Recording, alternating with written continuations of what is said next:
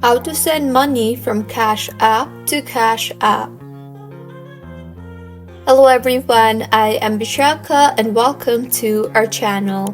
I will take you through the step-by-step process on how to send money from Cash App to Cash App. Now, let's get right into the tutorial.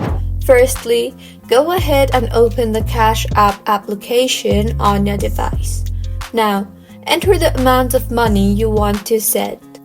Next, tap on the Pay button on your screen and go ahead and enter the recipient's name, email address, $cash tag, or cell phone number. If the pay does not have a Cash App account, it will still notify them that you are sending payment. They have a limited time to claim the amount by opening an account. It's a sneaky way of recruiting new members, but it works. Now, enter a reference or what the payment was for and finally tap on the Pay button you see on the top right of your screen.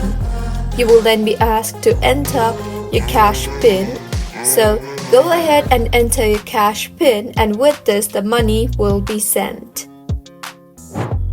So, this is how you can send money from Cash App to Cash App.